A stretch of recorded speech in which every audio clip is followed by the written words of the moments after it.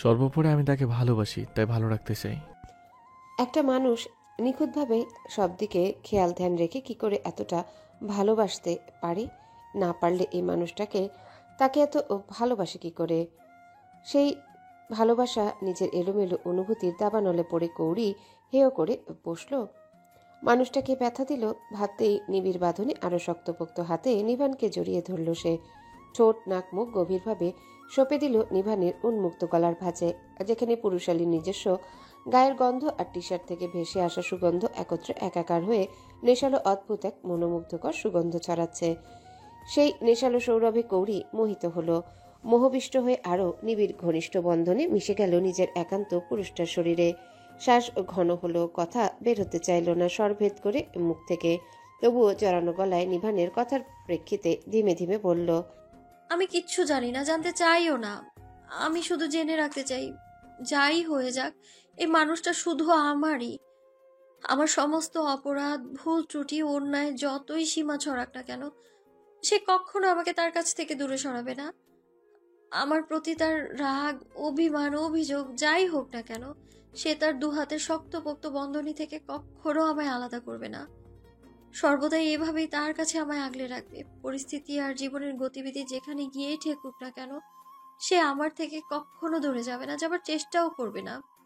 কোমল নারী স্পর্শটা নিবিড় রূপে পেতে নিভানের পুরুষালী সত্তাটা যেন সংযম হারাতে চাইল। যতই নিজেকে সংযত রাখার চেষ্টা করুক না কেন, দিন শেষে এই একান্ত হালাল নারীটার পুরুষ সে, স্বামী সে, যাকে মনের ব্যাকুলতায় শরীরও একান্তভাবে পেতে চায়। আর সেই স্ত্রীর এরকম নিবিড় স্পর্শ পেলে কোন স্বামী তা উপেক্ষা করে নিজেকে নিয়ন্ত্রণে রাখতে চায়, নাকি রাখতে পারে? কোনো মহাপুরুষ ছাড়া অন্য কোনো পুরুষ রাখতে পারে কিনা নিভানের জানা নেই। তবে নিভান কোনো মহাপুরুষ নয়, তবুও আজ তাকে মহাপুরুষের গুণ ধারণ করে ধৈর্য ধরতে হবে। শুধু আজ নয়, হয়তো আরও কিছুটা দিন। বিকালের ঘটনাটার পর কৌড়ির অনুশোচনা হয়তো তাদের গভীর সান্নিধ্যে বাধ্য হয়ে দাঁড়াবে না। তবে নিভানের বিবেক বলছে 3 দিন আগে মেয়েটা কঠিন শারীরিক অসুস্থতা থেকে মুক্তি পেয়েছে, তাও পুরোপুরি সুস্থ নয়, ওষুধ চলছে মেয়েটার। স্বাভাবিক পিরিয়ড জনিত অসুস্থতা হলে হয়তো বিষয়টা সাধারণভাবে নেওয়া যেত, কিন্তু ডাক্তারের মুখের বর্ণনা অনুযায়ী প্রায় মাসের অর্ধেকের অধিক সময় অনিয়মিত পিরিয়ড সার্কেলে ভুগছে মেয়েটা। শুধু গত মাসে নয়, পিছনের মাসগুলোতে নাকি এরকম অনিয়মিত পিরিয়ড চলে এসেছে তার। সেই বিবেচনায় হলেও হয়তো তার আরও একটু ধৈর্য ধরা দরকার। বউটা তো তারই। কঠিন হলেও নিজেকে একটু সংযত করলে তো ক্ষতি নেই, বরং তার মনে হয় ভালো। কোনো এক বিজ্ঞ ব্যক্তি বলেছিলেন, মেয়েদের নাকি যেটা দেওয়া হয় সেটা নাকি তারা দ্বিগুণ রূপে ফেরত দেয়। সেটা ভালোবাসা, যত্ন, অযত্ন, যন্ত্রণা, কষ্ট যাই দাও না কেন। নিভার না হয় ভালোবাসার যত্ন দিক, দেখা যাক তা দ্বিগুণ রূপে ফেরত পায় কিনা। নিজের একান্ত ভাবনার মধ্যে কৌড়ির বলা কথাগুলো তাকে প্রশান্তি দিল। ভিতরের নীরব নিবিড় অভিমান অভিযোগগুলো ধুয়ে মুছে যেতে থাকলো। শক্ত হাতের বাঁধুনি আরো জোরালো হলো। কৌড়ির কথার প্রেক্ষিতে ঠোঁটের কোণে হাসি ফুটিয়ে জবাবের বদলে বলল, যদি বলে আমার এখনই তোমাকে চাই এবং খুব কাছে চাই। এমনিতেই নাকমুখ ডুবিয়ে বসে আছে কৌড়ি। হঠাৎ এমন আবদারে সর্বাঙ্গ মৃদু কাঁপন দিয়ে বুকের ভেতরটা কেমন করে উঠল, নিঃশ্বাসও কেমন আটকে গেল। তবে দ্বিতীয়বার আর নিজের অনুভূতি অসহ্যকর দাবানলে পড়ে ভুল করবে না সে। মানুষটাকে চেনে জানে, ইদানিং বুঝতেও শুরু করেছে সে। উত্তর দিতে সময় নিল, তবুও বলল, আমি জানি আপনি অবিবেচক, বিবেকহীন নন আপনি। নিভানের ঠোঁটের কোণের হাসি চওড়া হলো। সোফার হেডে শক্ত করে সঁপে রাখা মাথা আরো শক্ত করে সঁপে দিল। প্রশ্ন ছুড়ল, জেনে শুনেও এত অভরসা, অবিশ্বাস কেন? কৌড়ি তৎক্ষণাৎ উত্তর দিল। অভরসা, অবিশ্বাস নয়। তবে উত্তর দিতে লজ্জা অস্বস্তি হলো, তবুও বলল। আমার কেমন জানি হয়েছিল। এবার নিভানের হাসির মৃদু শব্দ হলো। লজ্জা বাড়ল কৌড়ির, সাথে সাথে নাক মুখ আরো ডুবিয়ে দিল নিভানের গলার ভাঁজে। সেই লজ্জা আরো বাড়িয়ে দিয়ে নিভান দুষ্টুস্বরে শুধালো। কেমন? নিভানের দুষ্টু গলার স্বর বুঝে তার পিঠ খামচে ধরল কৌড়ি। ফের অতি নিচু স্বরে বলল, জানি না। নিভানের হাসি প্রস্ফুট হলেও বউটাকে আর লজ্জায় ডুবালো না। তবে উত্তর পেয়েও পুনরায় বলল, সত্যি অভরসা, অবিশ্বাস নেই তো? সময় নিল না কৌড়ি, মুহূর্তেই উত্তর দিল। না। নিভান এবার চোখ খুলে মাথা উঁচু করে বসলো। ভরসা অবিশ্বাস নেই যখন, তখন বউটাকে একবার পরীক্ষা করে নেওয়া যাক। বিকালের ন্যায় অনুমতিবিহীন কৌড়ির ব্লাউজের হুকের হাত বসালো। পরপর 3টা হুক খুলে বিকেলের পিন ফুটে যাওয়াটা আলগা করলো। সূচফোঁটার মৃদু চিহ্ন থাকলেও লম্বা দাগটা মিলিয়ে গিয়েছে। লাল ফোলা ফোলা ভাবটাও নেই। নিভান কোমল স্পর্শে জায়গাটা ছিল। এত সময় কৌড়ি চুপচাপ গাঢ় হয়ে বসে থাকলো, এবার আর পারল না। তবে বিকেলের মতো ভুল করল না। পুরুষালী রুক্ষ হাতের কোমল স্পর্শ শরীরের রন্ধ্রে রন্ধ্রে ঝড় তুলে দিলেও ঢাল হিসেবে সেই মানুষটাকে ক্ষত করল। কিন্তু মানুষটাকে ছাড়ল না, বরং গলায় ডুবে থাকা মুখ এবার গলার ভাঁজ ছেড়ে নিভানের কানের পাশের নরম জায়গায় এনে শক্ত করে গুজে নিয়ে নিভানের পিঠের টি শার্টের অংশ দুহাতের বলিষ্ঠ মুঠোয় চেপে ধরল। শক্ত মুঠো টি শার্টের অংশ ভেদ করে পিঠে আঁচড় কাটল, তবুও নিভান নির্লিপ্ত, বরং কৌড়ির নখের আঁচড় আর ফর্সা কাত তাকে নেশালো বস্তুর মতো টানল। নিভান আগে পিছে ভাবল না, মাথা নিচু করে ঠোঁট বসালো বউয়ের কাঁধে। ইচ্ছে ছিল পিন ফোটা জায়গাটা একটা আলতো চুম্বন দেওয়া, অথচ নিভানের সেই নেশালো আকর্ষণ চুম্বকের ন্যায় টেনে ধরে রাখলো কাঙ্ক্ষিত রমণীর ফর্সা মসৃণ নরম কাঁধে। পুরুষালী সত্তাটাকে সংযম হারিয়ে করে দিল এলোমেলো। আলতো স্পর্শ হয়ে উঠল ঘন। সেই ঘন স্পর্শ আর কাঁধে রইল না। তীব্র অনুভূতির তাড়নায় কাঁধ থেকে সরে এলো নারী নরম গলার ভাঁজে কণ্ঠিতে। এমনকি কণ্ঠি থেকে ফর্সা উন্মুক্ত গলার নিচে অসংযত অনুভূতি স্পর্শকাতর জায়গা অনুভব হতেই মুহূর্তেই সচেতন হয়ে উঠল নিভান। এর বেশি এগুলে আজ আর নিজেকে নারী থেকে গভীর সান্নিধ্যে দূরে রাখা যাবে না। একটু আগের ভাবনাগুলো সব বিফলে যাবে।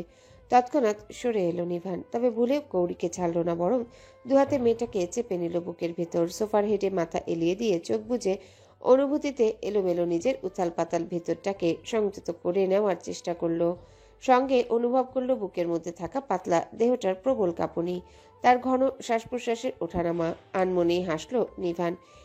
এই মেয়ে সাংঘাতিক আদুরে, অথচ সামান্য আদর পেলে নিজেকে ঠিক রাখতে মেয়েটা হিমশিম। এত নাজুক মেয়েটাকে নিয়ে সামনের দিনগুলো ঠিক কেমন হতে চলেছে তার কে জানে। বহুক্ষণ দুজনে চুপচাপ থাকলো। অনেকক্ষণ পর যখন অনুভব হলো বুকের সাথে মিশিয়ে থাকা মেয়েটা স্বাভাবিক, তখন গিয়ে মুখ খুলল নিভান। পায়ের ব্যথার কি অবস্থা? ব্যথা বেশি নাকি কম? কৌড়ির ভিতরে তখনও ঝড় হওয়ার মতো বয়ে চলেছে অনুভূতির এলোমেলো তাণ্ডব। উপরে শান্ত দেখা গেলেও ভিতরটা এখনো লজ্জায় অশান্ত। গলার শর্ত নিরোধন হয়ে গেছে সেই কখন। জীবনের প্রথম এত ঘনিষ্ঠ পুরুষ স্পর্শ, তাও স্বামী নামক একান্ত পুরুষটার। মানুষটা তাকে কাছে টানলেও আজ দুদিনে কখনো এত গভীর নিবিড়ভাবে ছোঁয়নি। উফ, কি নাজেহাল দমবন্ধকর অনুভূতি। নিভান প্রশ্ন করলে উত্তর দিতে পারল না কৌড়ি, শুধু মাথা নাড়িয়ে না জানালো। তাতে বিশেষ কি বোঝালো সে নিজেও বুঝল না। নিভান তা বুঝে হাসল, তবে নীরবে বলল, কথা বলো।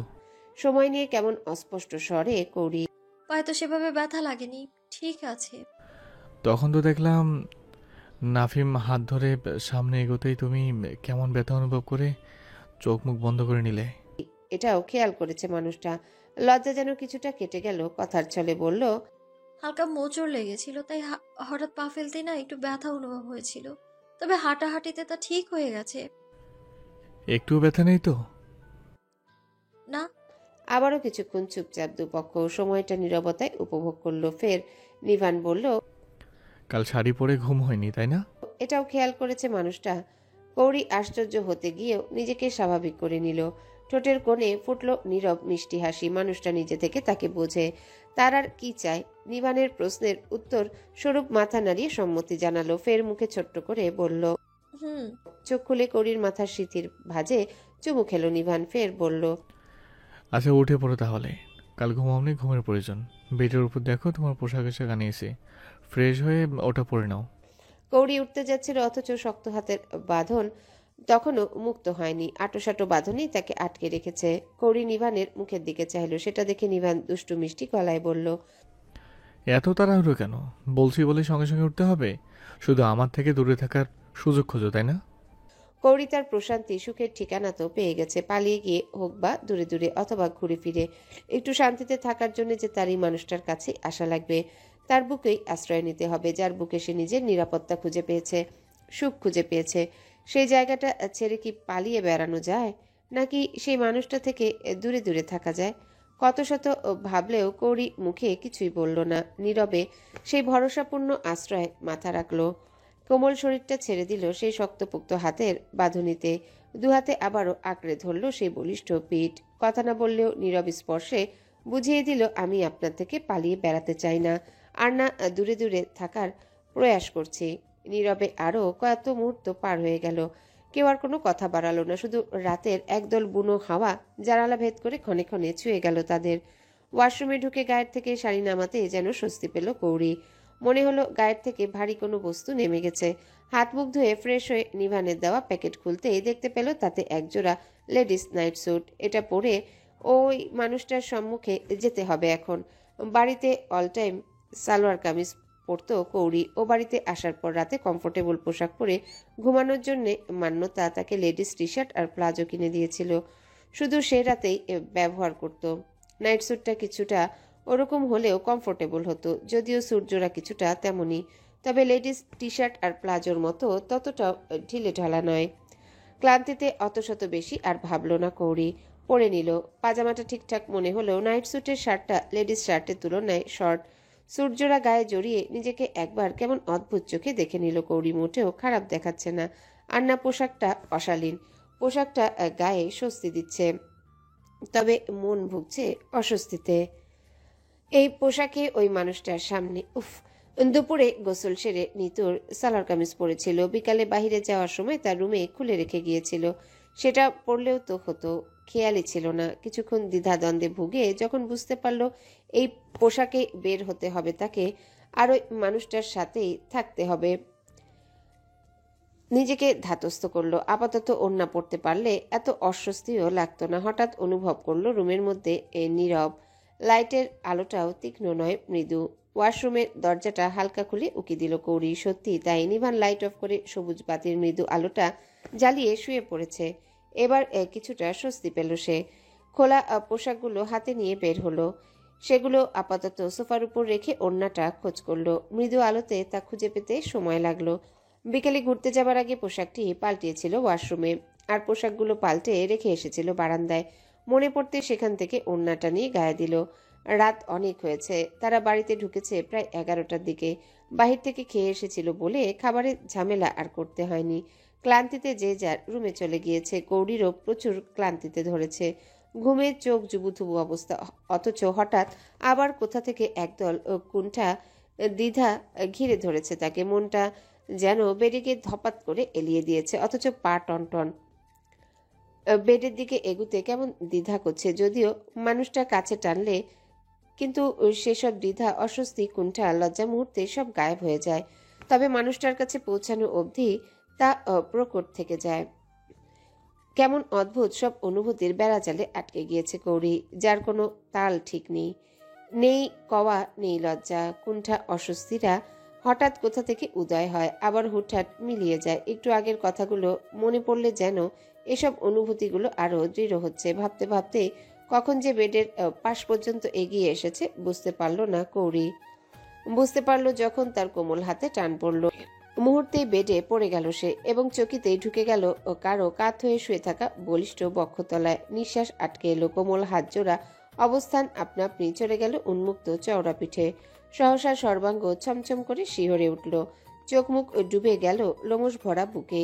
সে যেখান থেকে তীক্ষ্ণ জেন্টস পারফিউমের সুগন্ধ সরাসরি নাকের মধ্য দিয়ে প্রবেশ করে মস্তিষ্কে গিয়ে ধাক্কা খেয়ে মাতোয়ারা করে তুলছে নারী কোমল মনটাকে। কৌরি মুহূর্তে মোহাবিষ্ট হলো। নিঃশ্বাস নিতে কষ্ট হলেও কোনো উসখুস করলো না, বরং শান্ত থাকলো। কিন্তু তাকে শান্ত থাকতে দিল না স্বামী নামক নির্লজ্জ পুরুষটা। মেয়েটাকে আটোসাটো বাঁধনে বেঁধে নিয়ে মুখ ডুবিয়ে দিল। কৌরির গলার ভাঁজে কানের পাশে অসংযত স্পর্শ চলল সেখানে। তার সাথে চলল ঘন স্বরের অসংলগ্ন বার্তা। তুমি আমাকে যতটা ধৈর্যশীল সহনশীল পুরুষ ভাবো, আমি ততটা একদমই নই। বিশেষ করে তোমার ক্ষেত্রে। তোমাকে কাছে পাওয়া তাড়না সম্পর্কে সামান্য জ্ঞাত নও তুমি। শুধু অসুস্থ বলে ছাড় পেয়ে যাচ্ছ। তবে তোমার সময়সীমা 1 সপ্তাহ। সেই সময় পিছনে ছাড়া এগোবে না 1 সেকেন্ডও। সুতরাং অবিশ্বাস ভরসা যখন নেই, সর্বক্ষণ বি রেডি। কারণ তোমার দেওয়া সময়সীমাটা ফুরিয়ে আসছে। 1 সপ্তাহ থেকে অলরেডি 3টা দিন চলে গেছে। আর আজকের পর ভেবো না সময়টা 1 সপ্তাহ পর্যন্ত গড়াবে। যদিও ডাক্তারের পরামর্শ অনুযায়ী কোনো মানা বারণ নেই, তবে মানাটা আমার ক্ষেত্রে নিজ থেকে প্রযোজ্য মনে করছি আমি। তাই বলে আমার হালাল ইস্তির থেকে রোজ রোজ উপবাস, নো ওয়ে। উপবাস? কি নির্লজ্জ কথাবার্তা! মুখের লাগামে যেন সামান্য কুণ্ঠাও নেই। এত সময় পাথর বনে যাওয়া মেয়েটা এবার নড়ে চড়ে উঠল, যদিও দীর্ঘকায় শরীরের মধ্যে তা খুবই মৃদুতর হলো। তবুও আশ্চর্য হয়ে খিচে রাখা চোখ মুখ খুলে ফেলল সে। বিস্ময় অস্পষ্ট স্বরে মুখ দিয়ে বের হয়েই গেল। ডক্টরের পরামর্শ অনুযায়ী মানে? এইসবও জিজ্ঞেস করতে হলো ডক্টরের কাছে? নিভান হাসলো, একদম স্বতঃস্ফূর্ত। সেই হাসিতে লজ্জা পেয়ে পুনরায় চোখ মুখ খিচে বন্ধ করে নিল কৌরি। বুঝতে পারল নির্লজ্জ পুরুষটার থেকেও নির্লজ্জ প্রশ্ন শুধিয়ে ফেলেছে সে। লজ্জায় গুটিয়ে যেতে চাইল অঙ্গ, তা হতে দিল না নিভান। নিজের সাথে এমনভাবে আষ্টে পৃষ্ঠে জড়িয়ে রেখেছে মেয়েটা, নড়তেও পারল না। গুটিয়ে যাওয়া তো দূর, নিভান সেই লজ্জা টের পেতেই গলা থেকে মুখ উঁচু করে কৌরির পানে তাকালো। হালকা সবুজ আলোয় ফর্সা গোলগাল মুখটা লোভনীয় স্বরে আহ্বান জানাচ্ছে তাকে। সেকেন্ড সময় ব্যয় করল না নিভান আহ্বানে সাড়া দিতে। কৌরির গালে ঠোঁট ডুবিয়ে জড়ানো গলায় উত্তর দিল। কৌরি বলতে নিভান প্রচণ্ড নির্লজ্জ, বেহায়া, অসভ্যতা। হয়তো তুমি এখনো বুঝে উঠতে পারোনি, তুমি যে অসুস্থতা কাউকে না জানিয়ে পুষেছ। ও ক্ষণিকের নয়, আবার দীর্ঘস্থায়ী না হলেও একেবারে সারারও নয়। সেখানে এমন একটা বন্ধনে আমরা জড়িয়েছি, জানতেই হতো আমাকে। জানাটা গুরুত্বপূর্ণ মনে করেছি আমি, তাই জেনে নিয়েছি। বিষয়টা নর্মাল। তাহলে কৌরির ভিতরটাতে এমন ঝড় তুফান বয়ে যাচ্ছে কেন? হৃৎপিণ্ডটার গতিবেগ এত খারাপ পর্যায়ে, কখন না জানি যন্ত্রটা বুকের চামড়া ভেদ করে ছিটকে বেরিয়ে আসে। বাইরে কৌরি অসাড় হয়ে চুপচাপ পড়ে থাকলেও ভেতরের সত্তাটা ঝড় তুফানের মতো এলোমেলো। কৌরির ঠোঁট ভেদ করে আরেকটা শব্দ ভেদ করার চেষ্টা করল না। যেখানে নিঃশ্বাস ফেলা দুষ্কর, সেখানে গলার শব্দরা এমনিতেই বিলীন।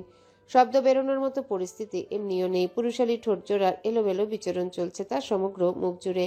অনুভূতিতে শিথিল সে।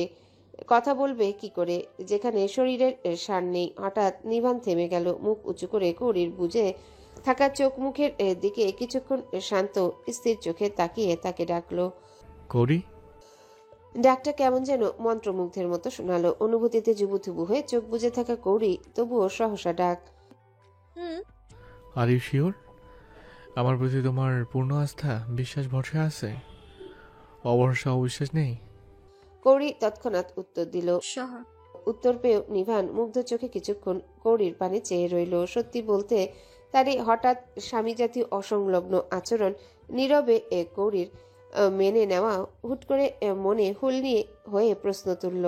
মেয়েটা কি বিকালের ঘটনার পর নীরবে মেনে নিতে চাইছে সব, নাকি স্বামীর আদর ভালোবাসা পেতে তারও সায় আছে?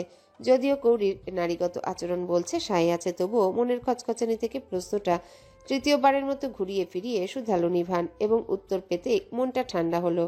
ঠোঁটে ফুটলো মিষ্টি হাসি। ছোট্ট বউটাকে আদর দিতে মনটা আবারও অসংলগ্ন হয়ে উঠল। তবে এবার আর বেপরোয়া হয়ে উঠল না নিভান। আজ বেপরোয়া হলে চলবে না। মাথা নিচু করে চুমু খেলো কৌরির মসৃণ কপালে। ডাগর ডাগর বদ্ধ দু চোখ, খাড়া নাক, তুলোর মতো ফর্সা দু গালে, ফের নরম ওষ্ঠে। জায়গাগুলোয় চুম্বনের স্পর্শ দীর্ঘ হলেও ঠোঁটের চুম্বনটা একটু বেশি দীর্ঘ হলো। কৌরি তখনও চোখ বুজে শান্ত মেয়েটার মতো বরের আদরে ডুবে আছে। উন্মুক্ত পিঠে হাতের বাঁধনটা পরপর শক্ত হতেই থাকলো। চুম্বন শেষে নিভান কৌরির হাতের বাঁধন মুক্ত করে ধপাত করে তার পাশে শুয়ে পড়ল। সেকেন্ড সময় ব্যয় না করে কৌরির পাতলা শরীরটা তুলে নিল নিজের বলিষ্ঠ শরীরের উপর। গা থেকে ওড়নাটা সরিয়ে ওর মাথার চুলের বেনুনিতে হাত দিল। বেনিটা ওয়াশরুমে দাঁড়িয়ে করেছিল কৌরি। পরপর মোটা আঙ্গুলের ভাঁজে বেনি খুলে ফেলল নিভান। নিজের মাথার নিচে আরো একটা বালিশ দিয়ে মাথাটা উঁচু করে কৌরির চুলের ভাঁজে আঙ্গুল চালালো। কপাল মুখ থেকে এলোমেলো চুলগুলো সরিয়ে দিয়ে মুখ উঁচু করে ফের সিথির সম্মুখে কপালে চুমু খেলো। এক হাতে কৌরিকে জড়িয়ে রেখে অন্য হাতটা কৌরির মাথার চুলের ভাঁজে গলিয়ে দিয়ে বলল, ঘুমিয়ে পড়ো। কৌরি শব্দ করল না। স্বামীর আদর, ভালোবাসা, মোহ এখনো কাটেনি তার। গত দুদিনে মানুষটা কাছাকাছি থাকলেও, তার স্পর্শ পেলেও এতটা গভীরে অনুভব হয়নি যা আজ হলো। স্বামীর আদর, ভালোবাসা ঠিক কি, আর কতদূর সেই ভালোবাসা গড়ায়, এটা কৌরি জানে। তবে সেই স্পর্শের অনুভূতি এতটা প্রবল হয়, নিজেকে এতটা এলোমেলো করে দেয়, কৌরি জানা ছিল না। নিজেকে সামলাতেই হিমশিম কৌরি। শান্ত হয়ে চুপচাপ রইল নিভানের উন্মুক্ত বুকে। তবে অনুভব করলো উন্মুক্ত বুকটা তার কাছে বিছানার চেয়ে আরাম আর শান্তির, যা তার ক্লান্ত শরীরটাকে আর বেসামাল মনটাকে দ্রুত নিস্তেজ করে দিয়ে গভীর ঘুমে তলিয়ে দিল। বেশ কিছু সময় পর কৌরির ঘন শ্বাস বুকে পড়তেই নিভান মুখ সামান্য উঁচু করে চাইল। মেয়েটা ঘুমে বিভোর। ঘুমন্ত কৌরি আরো মোহনীয়, আরো আকর্ষণীয়, আরো মুগ্ধময়, আরো সুন্দর। চুম্বকের ন্যায় টানলো নিভানকে, কিন্তু ঘুমন্ত মেয়েটাকে একটু বিরক্ত করতে ইচ্ছা করলো না তার। তাই মাথাটা বালিশে এলিয়ে দিয়ে চোখ বুজে নিল সে। হাতের বাঁধন দৃঢ় করে অস্পষ্ট স্বরে কেমন দুর্বল মায়া মায়া গলায় বলল, আমার বলতে কিছু না থাকলেও তুমি আমৃত্যুকাল আমার হয়ে থাকো কৌরি। আমাকে বাইরে শক্তভক্ত মানুষ হিসেবে সবাই জানলেও আমি ভিতর থেকে ভীষণ দুর্বল কৌরি। সেটা তুমি জানো না। তুমি কেন, কেউ জানে না গৌরী। আমার সাবলতা বাবা ছিলেন উদ্ভূত এক সাবলতা। হয়তো প্রতিটা সন্তান তার নিজ নিজ বাবার মধ্যে সেই সাবলতা অনুভব করে, কিন্তু বাবাকে ঘিরে আমার সব অনুভূতি ছিল অদ্ভুত ধরনের। ওনাকে জড়িয়ে ধরলে অদ্ভুত এক শক্তি, শান্তি, নিরাপত্তা অনুভব করতাম। মনে হতো তিনি আমার বলরেখা, যা টপকে কখনো কোনো খারাপ কিছু আমাকে ছুঁতে পারবে না, তিনি ছুঁতে দিবেন না। অথচ বাবা হারিয়ে যেতেই সেই সাবলতা হারিয়ে ভিতরে আমি দুর্বল হয়ে পড়লাম। মনে হতে থাকলো বাবা হারিয়ে যাওয়ার সঙ্গে সঙ্গে আমার জীবনের সাবলতা, সুখ, শান্তি, নিজ আশ্রয়, আপন মানুষ সব হারিয়ে যেতে শুরু করলো। হারিয়ে গেল। তাই আমার গোছানো সুন্দর জীবনটা কেমন এলোমেলো হয়ে গেল। তবুও আমি খুঁটির মতো শক্ত থাকার চেষ্টা করলাম। যদিও আমি এক একটা ধাক্কায় আমি খুঁটির মতো শক্ত হতে বাধ্য হলাম, অথচ ভিতরের মনটা আমার ভীষণ দুর্বল হয়ে পড়ল। বাইরে শক্তপোক্ত, আমি ভিতরে দুর্বলতায় নিজেকে আরও গুছিয়ে নিতে চেয়েও কিছুতেই গুছাতে পারছিলাম না। বাইরে নিভান সফলতায় আকাশচুম্বী হলেও ভিতরে নিভান কতটা দুর্বল তুমি জানো কৌরি। আর সেই পুরনো সফলতা, অদ্ভুত এক শক্তি, শান্তি আমি তোমাতে অনুভব করছি। বাবাকে জড়িয়ে ধরলে যেমন একটা সুখ সুখ অনুভব হতো, তোমাকে বুকে জড়িয়ে নিলে তেমন অদ্ভুত এক সুখ সুখ আমাকে ঘিরে ধরে। ভিতরে দুর্বলতা কেটে গিয়ে সেখানে শান্তি অনুভব করে। মন বলে আমার একজন আপন মানুষ আছে, আমার বাবার মতো আপন মানুষ। আপন মনে কথা বলতে বলতে একটু থামলো নিভান। পুরুষ মানুষের নাকি কাঁদতে নেই, অথচ বাবাকে মনে পড়লে তার চোখে অশ্রু না ঝরলেও মন কাঁদে, ভীষণ কাঁদে। নিভান চোখ বুজে নিল, মুহূর্তেই কার্নিশ বেয়ে অযত্নে নোনা জল গড়ালো। কেন বাবা চলে গেলেন? তবে তার আরো একজন আপন মানুষ থাকতো। কৌরিকে জড়িয়ে রাখা হাতের বাঁধন দৃঢ় হলো তার। চোখ বুজে রেখে অস্পষ্ট স্বরে ফের বলল, হ্যালো বন্ধুরা, পরবর্তী পার্ট খুব তাড়াতাড়ি আসবে, তো সবাই অপেক্ষায় থাকো। আর চ্যানেলটি যারা এখনো সাবস্ক্রাইব করোনি তারা পরবর্তী পার্ট দেখার জন্য চ্যানেলটি সাবস্ক্রাইব করে রেখো। ধন্যবাদ সবাইকে, আমাদের সাথেই থেকো।